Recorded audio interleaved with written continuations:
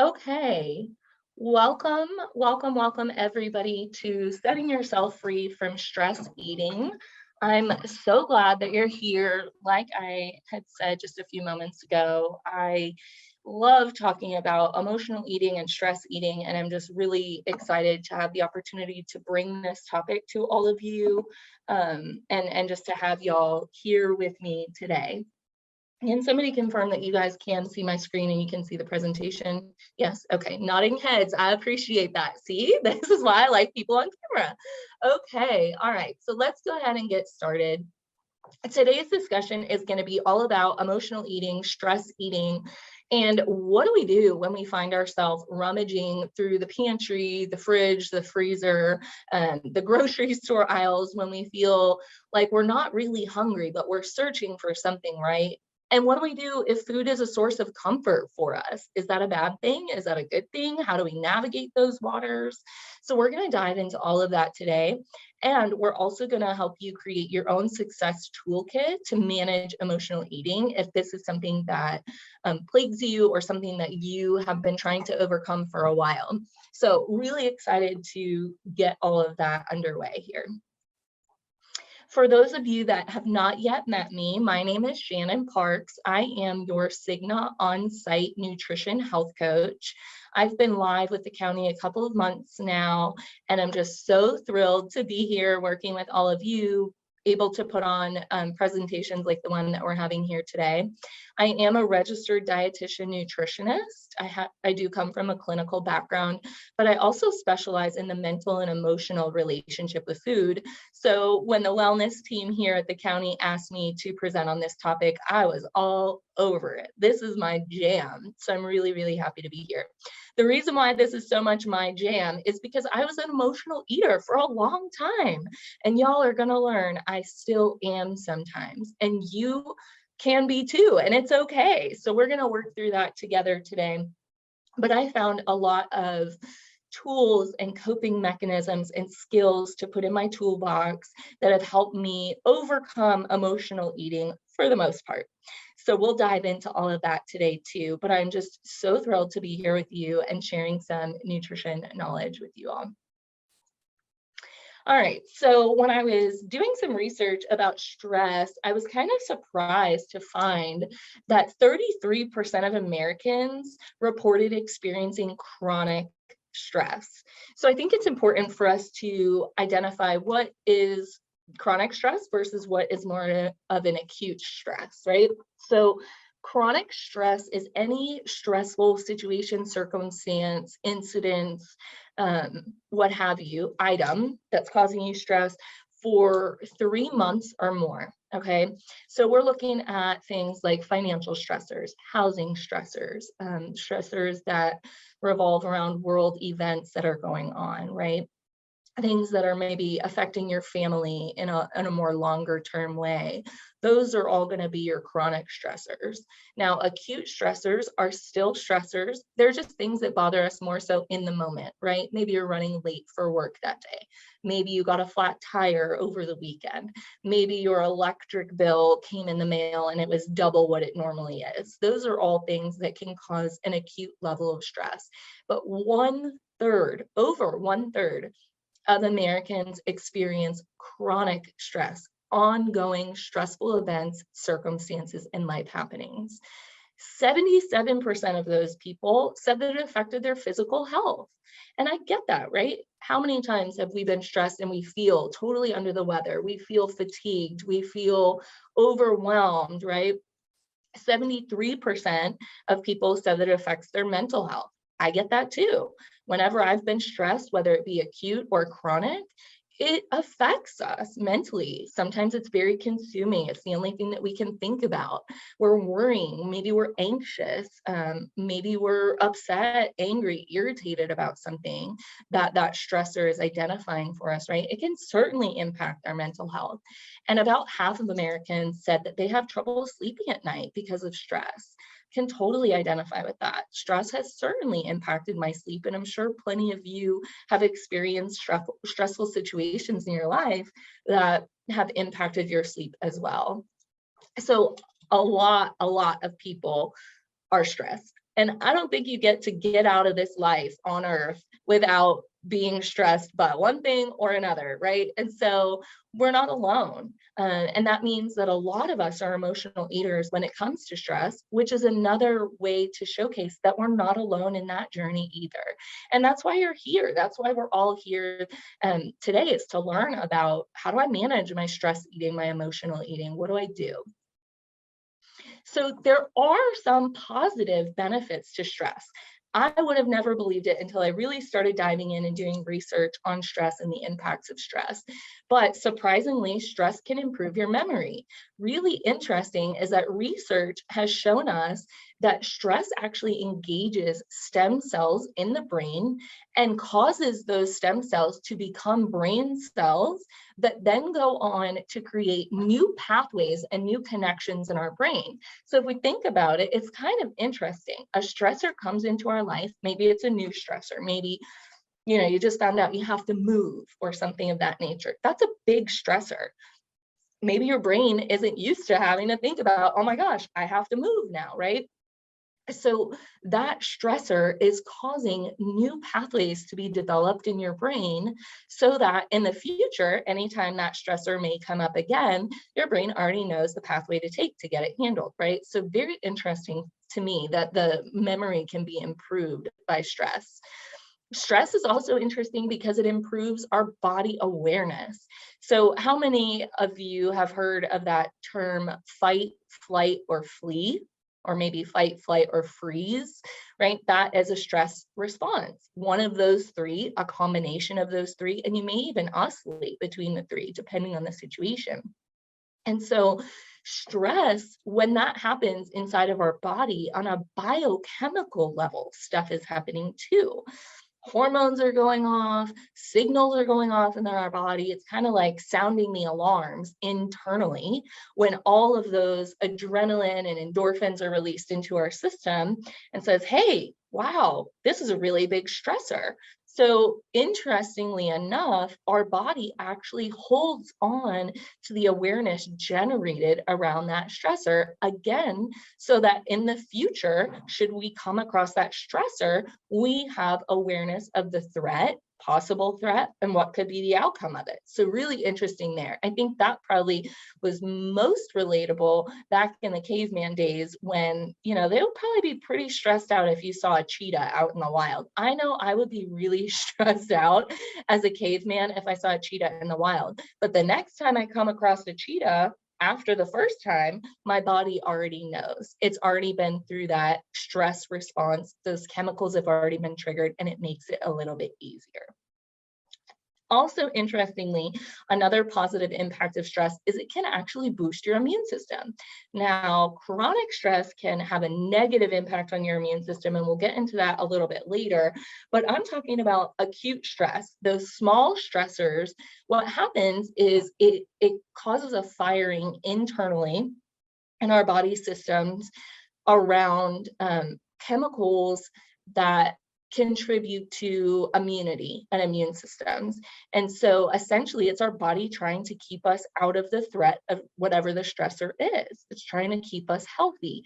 And so it's sending out all of these immunity cells into our body to kind of co-work with the other chemicals and stuff that are recognizing the stressor and create a lasting imprint on our biological systems, so that if we ever come across that stressor again, we know what to do on a default biological sense.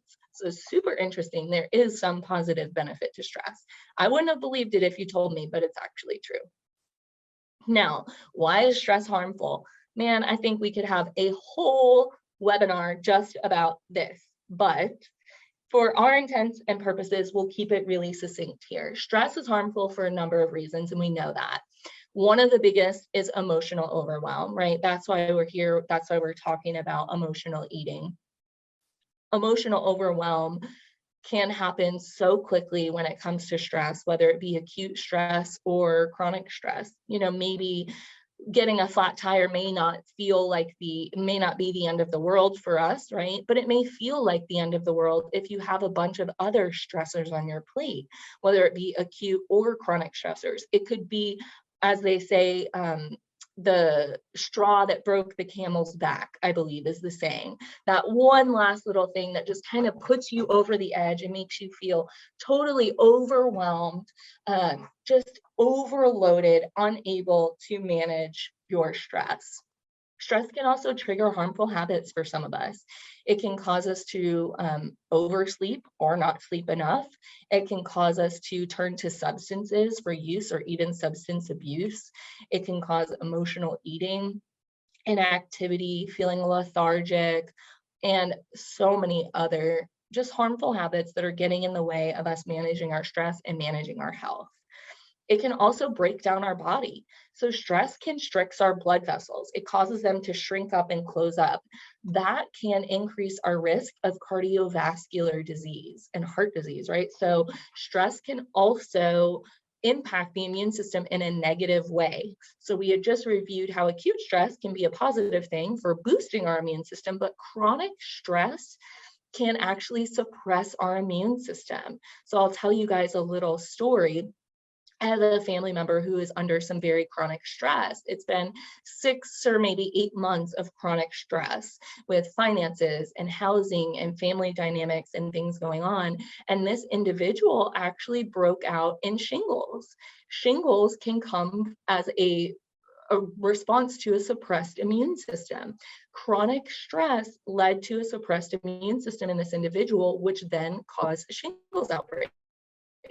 Now, I'm not saying everybody here is going to get shingles if you're stressed for a long time, but it does show a correlation between chronic stress and an impact on our body, right? An impact on our immune system, an impact on our health and well-being. Stress can also reduce libido, which can then be further stressful in interdynamic relationships, right? It can impact fertility for men and women who are trying to conceive. It can cause or contribute to mental health conditions such as PTSD, depression, anxiety, and the like. It can cause digestive issues, even having correlation to IBS or irritable bowel syndrome that some people experience as a stress response, right? And there are, of course, other things that we haven't touched on here today that break down in our body and just don't do well over time when we're chronically stressed. So I think it's really important to recognize stress. And there are a number of ways that we can recognize stress, and not all of those ways may show up the same every single time, right? And so I think individually, it's up to us to take a step back, kind of objectively look at the stressors in our life and how we are responding to those and see if there's a pattern to them, right? See if, oh man, when I get stressed, I know I'm really short with people, or I'm very irritable, or angry. I get just kind of off my normal mindset or attitude, right? That could be a kind of red flag for you that says, hey, wait a second, I might be stressed. If that is you, half of people experience feeling irritable or angry. Close to that is 38% of people experiencing fatigue, just zapped energy, no motivation to do anything. I know that has definitely happened to me before. If I feel too stressed or something feels too big for me to handle, I kind of get into freeze mode. I'm like, oh, I don't know what to do. I need to just kind of do nothing right now. And that's what my body is calling for. 36% of people reported anxiety, nervousness, or worrying when it relates to stressors in their life. About a third of people reported feeling sad or depressed related to the stress in their life. About a quarter of people experience indigestion, upset stomach, or appetite changes, right? And I think that's where I find myself saying a lot to people. Some of us are stress eaters and some of us are stress not eaters, right? And it kind of falls into one of two camps. I'm going to assume that you're here because you are a stress eater, or you know somebody who's a stress eater, right? I am definitely a stress eater. Yeah, Penny, me too, girl, me too. I am a stress eater, but I'm also a stress not eater. So it depends on the stressor, right? Like I've noticed for me with acute stress, I am definitely a stress eater, like an emotional eater. I want my sweets, I want my savory foods, I want my snacks, I want all the stuff that I normally might not be overindulging in.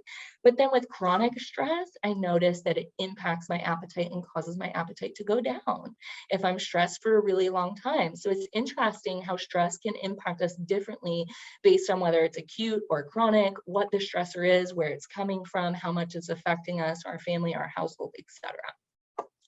21% of people experience muscle tension and headaches related to stress. So again, I think it's really important that we look at what is our stress response, right? How do I show up in stressful situations? How like what physical signs and symptoms do I notice creeping up, if any? And then use that as an identifier to say, wait a second, maybe I am feeling a little bit stressed. Maybe I do need to take an early day, or maybe I do need to schedule that vacation or whatever it is to kind of mitigate some of that stress. So some common coping mechanisms for stress.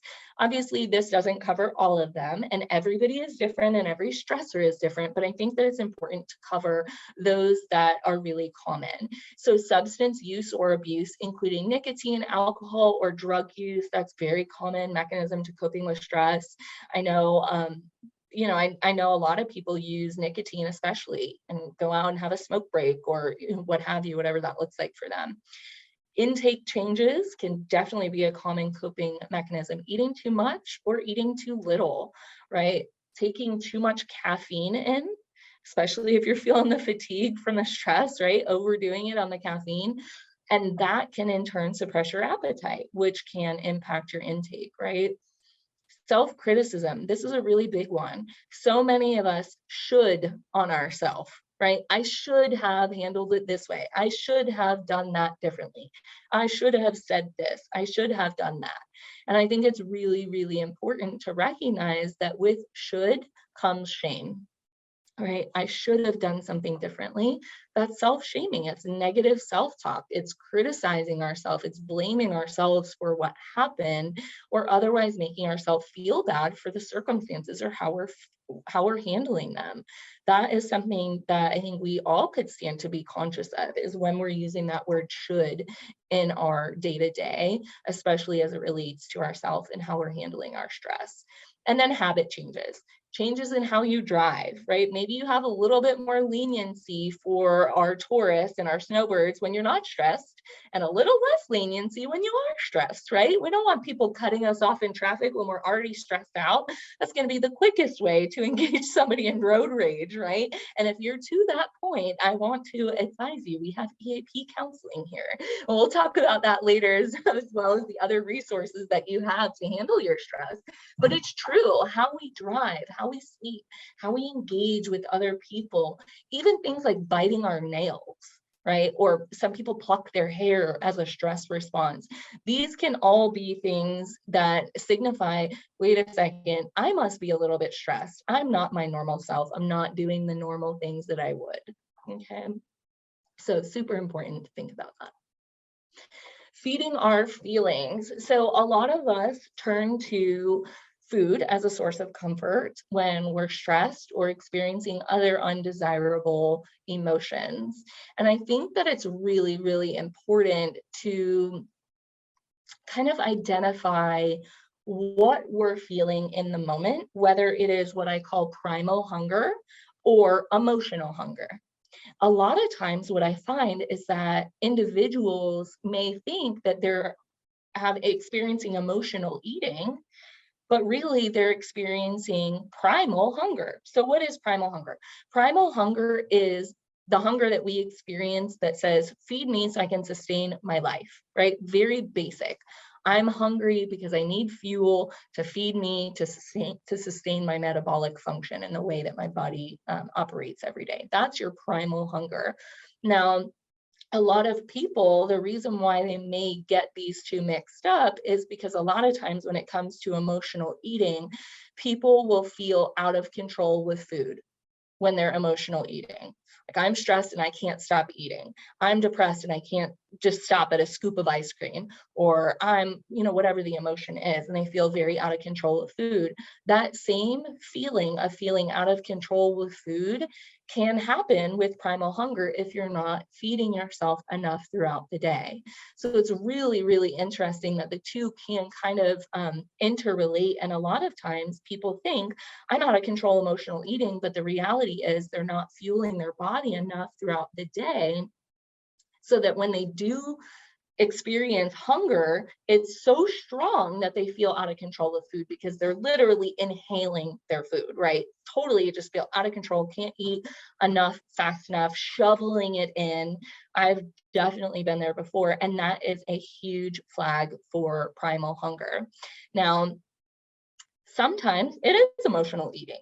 And that is totally a real thing. It's very valid. It's something that, a lot of us here have very likely experienced or are currently experiencing, right? And we do tend to feed our feelings.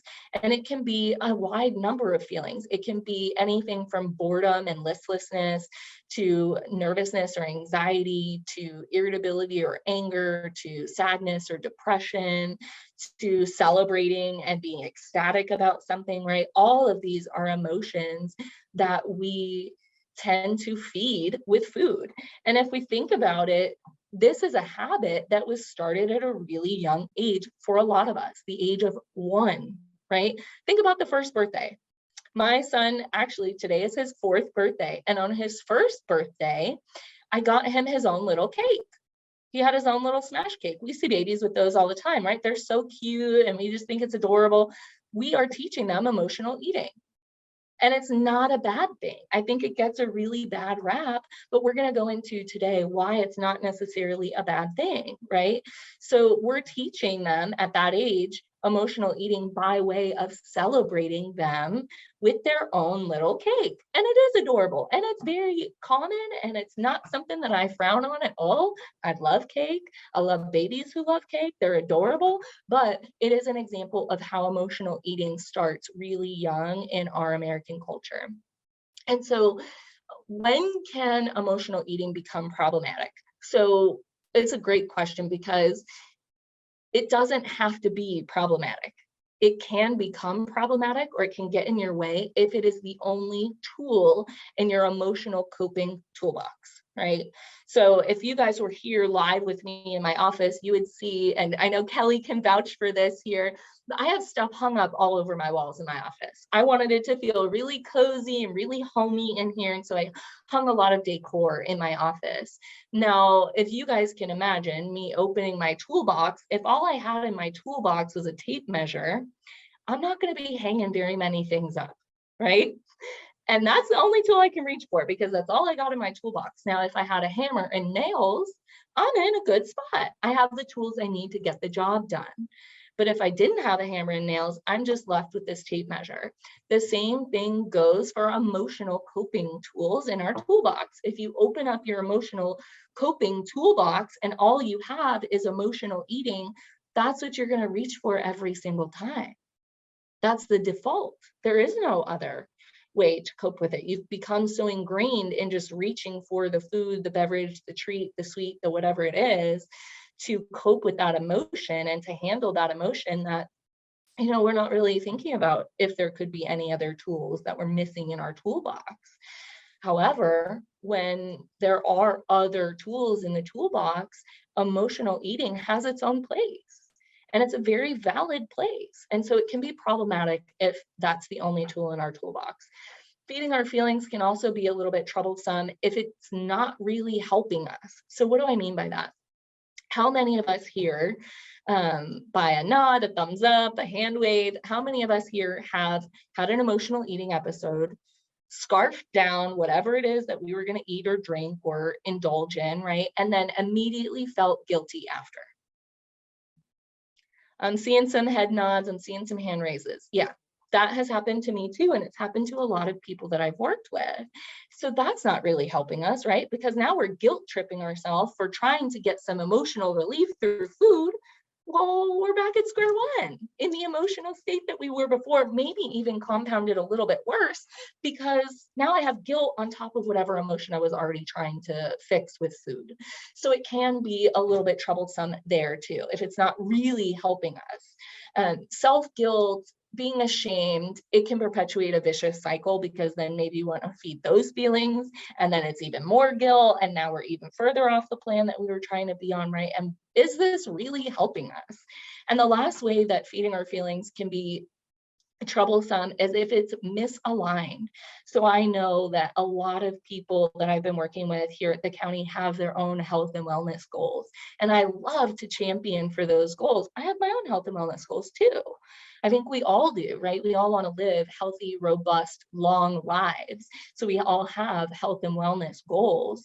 And if emotional eating and feeling like you can't control yourself with food in emotional circumstances is getting in your way of those goals, then it's absolutely misaligned, right? And we need to realign that with the goals that you have or evaluate the goals that you have and see if they're appropriate for where you are right now in your journey of recovering from emotional eating. So very interesting stuff there. So I think that it's one of the things that's really important is to recognize our triggers. Now, some of us have common triggers that we experience throughout our work week, our life, our family. You know, maybe you have that one friend that just always drives you kind of batty. Maybe your mother-in-law can't stop showing up at your house. Maybe your pile of work is, you have like 50,000 unread emails. That could be really stressful.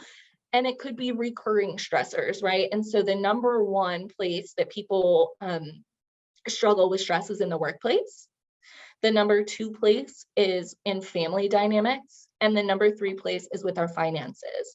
So I would encourage you all to kind of look at, all right, where am I with my stressors? What is causing me to be stressed? And is this something that's recurring? Is this something that I can manage? Is this something that I can mitigate or reduce or remove from my day to day, right? Is this something that I can kind of get out of my day-to-day routine or week-to-week routine so that you can lessen your stressors? But thinking about that and recognizing your triggers is a great first step in starting to mitigate any emotional eating you might be experiencing.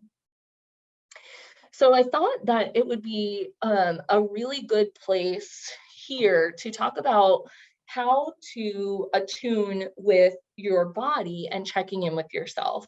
So a lot of us have that small voice in the back of our head, or we have that gut feeling, right? That's your intuition. That is one of the strongest tools that we have as human beings. And a lot of times our intuition will shine a bright light on whatever is bothering us from an emotional stance, as long as we check in with ourselves. And so what I mean by checking in with yourself is having some inner dialogue, right? And maybe it's when you have time to be in a quiet space, or maybe it's every morning checking in, or every evening checking in with yourself, maybe even once a week, whatever feels most comfortable for you. But asking yourself, what's triggering me? What are my triggers right now in this moment, in this week, in this situation, circumstance, project, etc.? How am I showing up? Right? And how do I desire to show up? Because for a lot of us, those two things might not be the same. The answers for that might not be the same. You might be currently showing up to managing your triggers by downing a pint of ice cream at night. And maybe, you desire to show up by not doing that, but instead going for a walk when you're stressed, or talking on the phone with a friend or something like that. And then also checking in and asking yourself, what can be done to shift from where I am to where I want to be in this moment? I think that's really important too, because it allows us to claim our power, right? I love stepping into my power, my truth. And I want to encourage you all to do that too, because a lot of times, even though we may not be able to control the stressor itself, we can control our response to that stressor over time. It's a practice. It's not going to happen perfectly the first time. I can guarantee you that. It's probably not going to happen perfectly every time either. But what I can tell you that the more you practice it, the more you practice, okay, I can't control the stressor, but I can control myself, the better off that you'll be with managing your stress and your emotions. And that in and of itself will reduce the incidence of emotional eating, right? If our emotions aren't all over the place all the time, we're not going to be emotional eating all the time. Now, we may be eating for other reasons. And if that's you, come see me. We do free sessions with me. So we'll talk about that a little bit later too. But I also love asking myself, what do I need in this moment, right? Do I need a nap? Do I need to walk away from my computer? Do I need to stop myself before I hit send on that email? Do I need to get in a extra workout class at our wellness center? Do I need to prepare a yummy meal because I haven't eaten anything in several hours? What do I need in this moment? Maybe I need to just check out and watch some, garbage TV. Maybe I need to get into my meditative practice or journal or listen to music or whatever feels best for you in that moment. But a lot of times we don't check in with ourselves. We just kind of default to whatever our habit patterned behavior is. And that's where those harmful habits come back in. So maybe for you, it's emotional eating is your default pattern. Maybe for you, it's smoking a cigarette. Maybe for you, it's drinking a couple glasses of wine, right? Or beer or whatever you do. It can be those harmful habits if we're not checking in with ourselves to determine what we really need. And I think it's super, super interesting. And I wanted to add this question here is if we are overeating on a regular basis, and we know that when we're emotional eating, we tend to overfill ourselves, right? I know I do. A lot of people do because there's really not a big conscious connection to the actual physical act of eating and filling our stomach. We're kind of eating to numb when we're emotional eating, right? And so we know after emotional eating, a lot of times people are overly full. So we've overeaten. And we also know, at least most of us know, that there's a set amount of food that our body needs to sustain function during the day. And now we're overdoing that with emotional eating. And so if our body doesn't need the fuel as a primal hunger, then what void am I trying to fill? That's a deep question. And you may not be ready for the answer, right? You may not be ready for the answer. The answer may say, I'm trying to fill a void of love, comfort, nurturing, security, safety, predictability, consistency, calmness, right? Whatever that void is for you, that's what you're trying to numb the feeling of that void with emotional eating. A lot of us are. And so asking yourself, what void am I trying to fill? And then listening to your intuition, to that gut instinct, to the voice in your mind that will reveal that answer to you. And sometimes it takes a little bit of journaling to get that answer out. And I always encourage people to do like non-judgmental, just open, it's called stream of consciousness journaling, where you just kind of free write whatever comes to mind. That can be really revealing for a lot of people. But checking in with yourself and asking what void am I trying to fill, I think is really, really important. So there are some stress smashing alternatives to emotional eating, and I think that they fall into 4 categories: physical, emotional, mental, and spiritual. And I like to create a toolbox that's robust in all 4 of these areas. So I like to have a toolbox that has, some physical activities that I can go to when I feel stressed: yoga, taking a nap, getting a little bit extra sleep, fueling my body with good food. I like to be crafty and do little craft projects. So I try to keep stuff in my house for random craft projects if I so feel called to that. I also like to keep things that are mentally stress reducing for me. I like to pad in quiet time in my day every single day so that I can decompress for my day and reduce my stressors. I like to do that journaling, the stream of consciousness journaling I was mentioning to you guys, reading, doing puzzles, word games or word books, things like that, something that is going to temporarily relieve your mind from circling the drain surrounding stress, right? Because that's exactly what's happening. We just focus on the stressor and try to work it out in our brain over and over again. And that can be beneficial, but it can also be harmful when we become so fixated on it. Emotional, keeping some emotional coping mechanisms in your toolbox is so important too. Just a good vent session can go a long way, right? I know my sister gets a lot of calls from me venting. I just need to vent. I need somebody to hear me, especially women. Okay, I know because I am one, especially women. We love to vent. Getting a hug. You guys don't even know the power of a hug. Sometimes a hug is all we need from a loved one, a friend. Taking time to reflect, having that quiet time again, maybe going for a walk on one of our beautiful beaches here after work one day or in the evening or something of that nature to reflect and kind of toss around your thoughts around whatever your stressor is. Gratitude journaling. I have several clients who do gratitude journaling. And it serves them really well because it highlights the good things. How easy is it for us to just focus on the bad, right? Like we're so good at that. And I think that contributes to the emotional eating too, right? Because we kind of fester and we pour over the bad things that are happening. And it's like clouds in the sky that totally dampen out the sunshine. There is some sunshine in there somewhere, right? But we have to find it. And so gratitude journaling brings that to the forefront. And even just writing down a short list, top 3 things I'm grateful for right now. I have a friend that does that every single morning. She's been doing it for years now. And sometimes it's silly stuff like, I'm grateful that today it's not raining.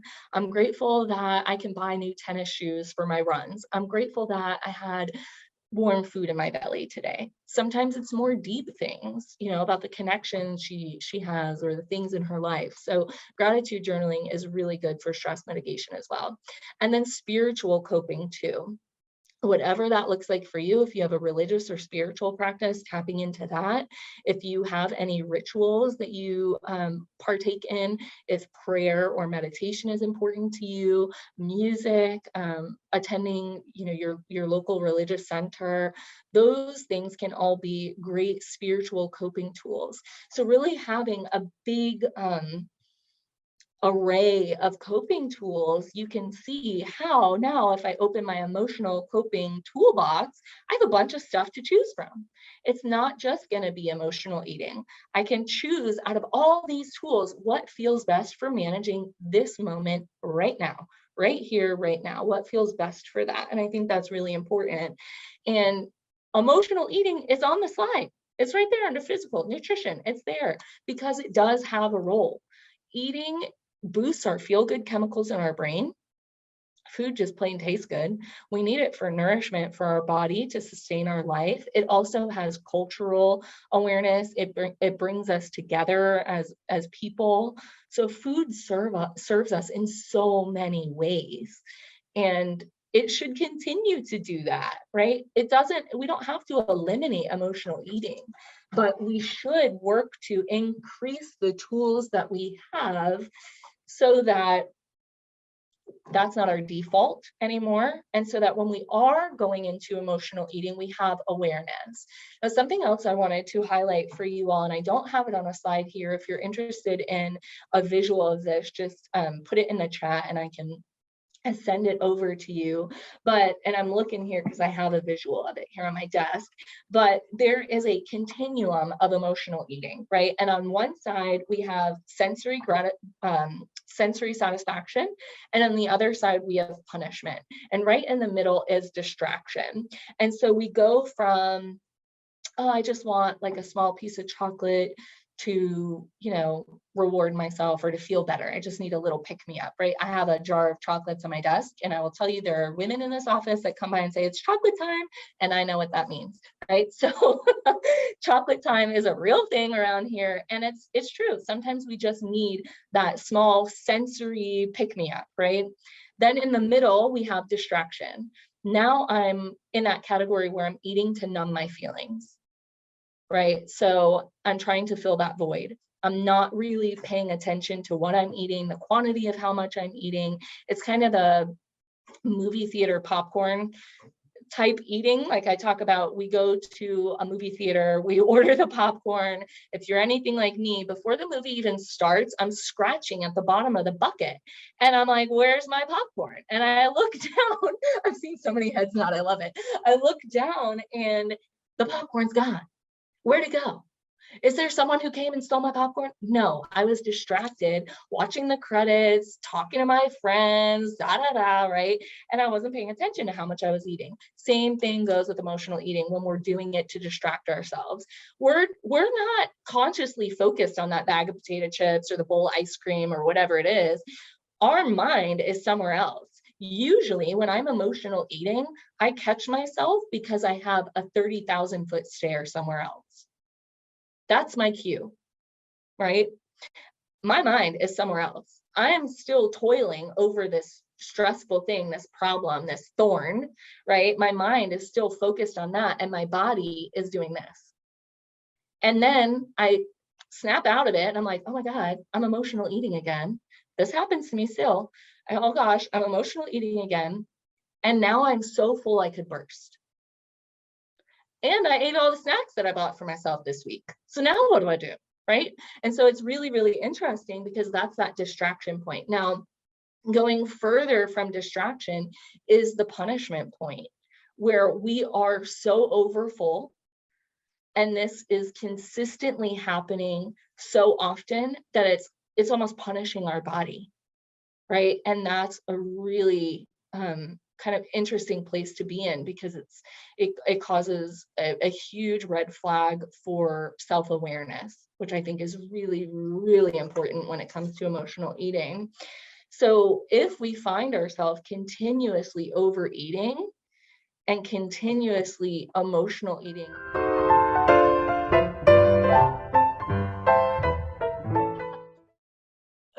y'all, this is I love it, because what a better time to talk about stress than when something stressful happens. Okay, let me get my screen share back, we'll get my presentation back, and then we're gonna be good to go. I love it. It's never a dull moment, that's the best part. Okay, so we were talking about recognizing our triggers and checking in with ourselves. Perfect. Okay, let's screen share here. Okay, this looks familiar, yes? I think this is where we left off. Okay, cool. Shannon, we were past one. Thank you. Okay, so we were past this? I was trying to talk. Oh, yeah, that's right. The avocado toast, that we all wish I love that guy. He looks so comfortable. I want to sleep on avocado toast. Maybe I wouldn't be stressed if I slept on avocado toast. Anyhow, so thinking about the opposite end of that spectrum, right? The emotional eating continuum, and thinking about the punishment piece, right? Where we're constantly overeating continuously as a result of stress eating, that can be really kind of problematic for us too, because it becomes a red flag, right? Like, what am I mismanaging in my life that this keeps happening? How am I dealing with my coping mechanisms? How am I dealing with the things that are coming into my life? Do I need deeper like help or assistance with managing these things, right? And then the other thing is, we have to start considering, like, how does food serve me versus how does food disserve me, right? And this is another example from this book I'm gonna read to you guys, because that was so interesting. There's an example that they have here. Food serving me might look like, well, it tastes good, right? That's a great example of food serving me. However, overeating continuously as a result of emotional eating can cause your cholesterol to go up, because we're eating way more than what we should be, right? So maybe food is not serving us in that capacity. Or how food serves me, it keeps me from feeling bored, right? It gives me something to do when I'm bored. But in opposition to that, it could cause you to gain weight that makes it difficult for you to walk or exercise and be comfortable in your body. It numbs my bad feelings. Maybe food serves you by numbing your bad feelings. However, that may numb your ability to feel joy in your life too.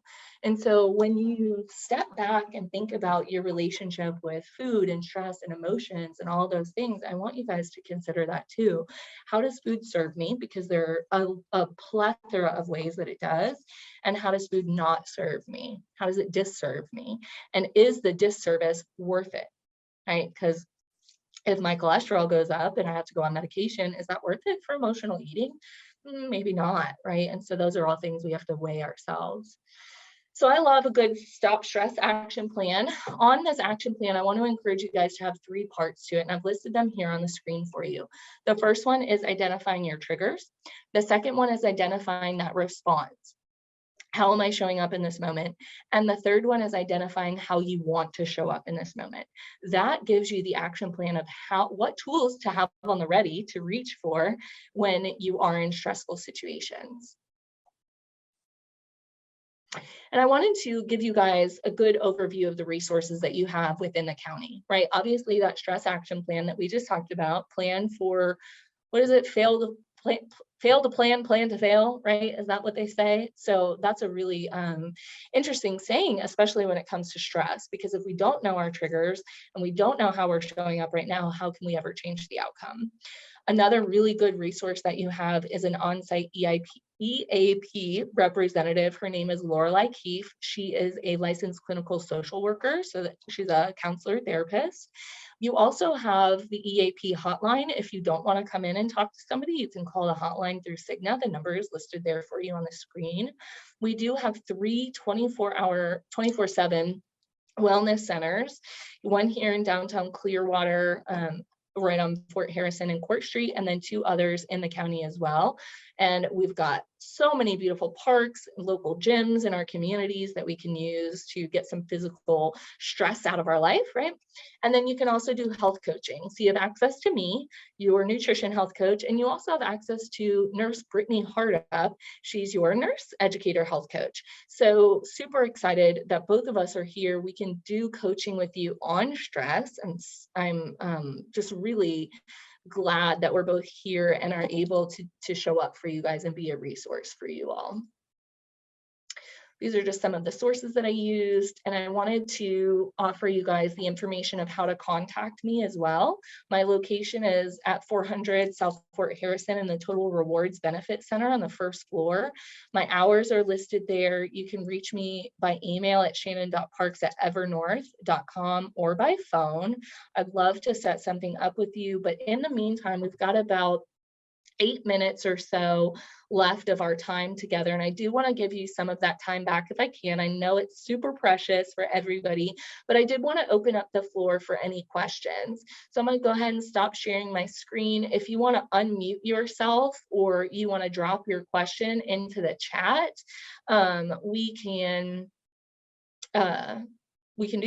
Either one. I'm here for the questions. So anybody, don't be shy. Love to have you. So I'm lucky because I've got Shannon right across the hall from me, and that's awesome. And Candy's just up the hall from me, and now Nurse Brittany. I highly encourage you all to introduce yourselves to her.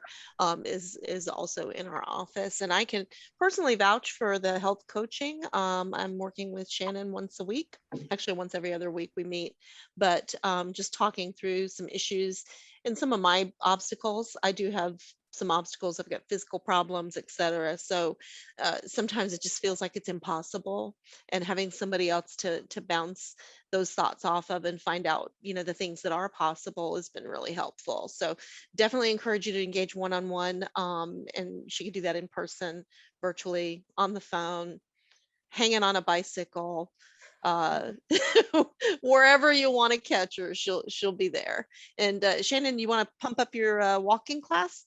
Yeah, I do. Thanks for saying all that, Kelly. I appreciate it. So we do have a walk and talk class on Tuesday mornings. It's here at the 400 South Fort Harrison complex. We meet right outside of the Wellness Center, which I believe, Kelly, that's 326 is the address, right? I think. No, is that Jane? Is that 326, the old courthouse?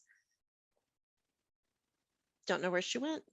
I'm not sure either, but it's right here in the complex. If you don't already have gym orientation done, you'll want to contact the wellness department or us over here in Total Rewards, and we can get that set up for you, because you do need to have access to the gym to be able to join. But it's a walk and talk with yours truly. I show up with my smile on every Tuesday morning from 7 to 7:30, 7:40, somewhere right around there, no later than 7:40, because we like to give people time to shower and get on to work if they need to. So that's every single Tuesday. It's totally free to you guys as county employees. You do need to sign up through the Wellness Center homepage on the intranet with Pinellas County to make sure that you can reserve your spot, as we're keeping it to 6 people right now. That way I don't lose anybody when we're walking. But that is a great time to talk about stress management, emotional eating, nutrition management, all of those things. I'd love to see you guys there. One other thing I wanted to pump up is the Meditation Monday. I think it fits right in here with a tool that we would have available to us for stress and emotional eating. So Shannon, you want to talk about that a little bit? Yeah, absolutely. I was just actually reading another question that came in too.